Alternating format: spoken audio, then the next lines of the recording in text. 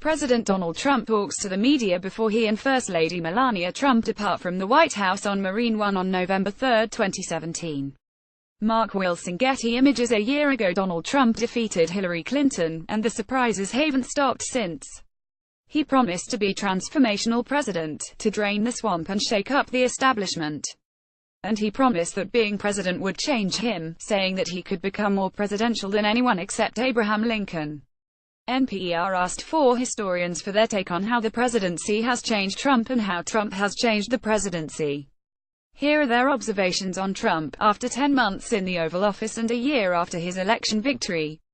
H. W. Brands, author of biographies of Andrew Jackson, Ulysses S. Grant, Theodore Roosevelt, Franklin Roosevelt, Woodrow Wilson and Ronald Reagan. Brands says that being president hasn't changed Donald Trump at all.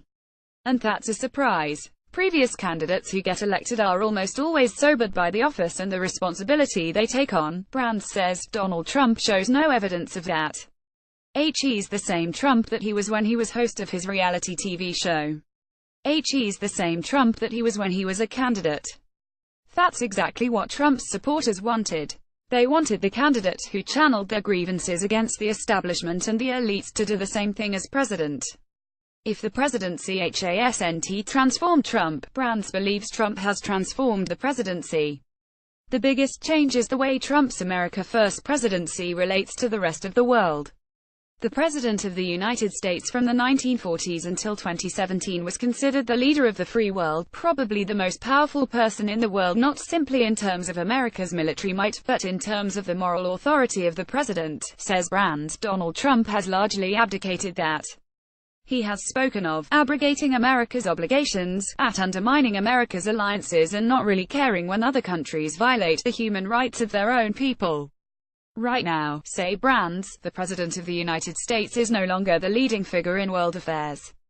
Douglas Brinkley, author of biographies of Gerald Ford, John F. Kennedy, Jimmy Carter, Ronald Reagan and both Roosevelts. To Brinkley, Trump has transformed the presidency through his use of social media.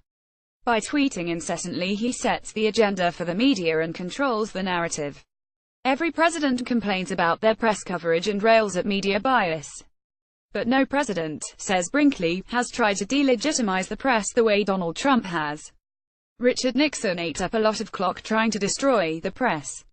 Trump now has a mechanism to do it because he's not beholden in any way, shape, or form to traditional media, Brinkley says, so by going over them, it gives him an instant kind of power and credibility. Every day he wants the lead story to be Trump. Even if it's controversial, it allows him to be the dominant force in American politics.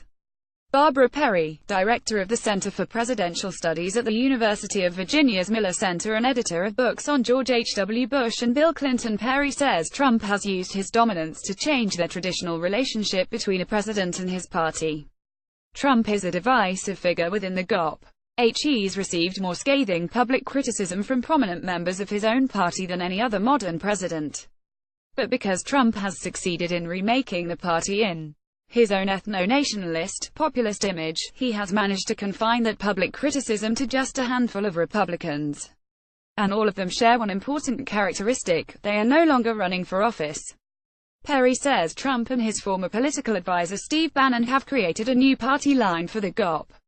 It does appear that they have cowed the party regulars.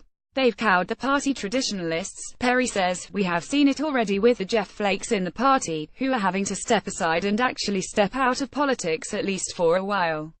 And if that happens, if people who oppose him leave the party, or leave politics, that will be a success for him.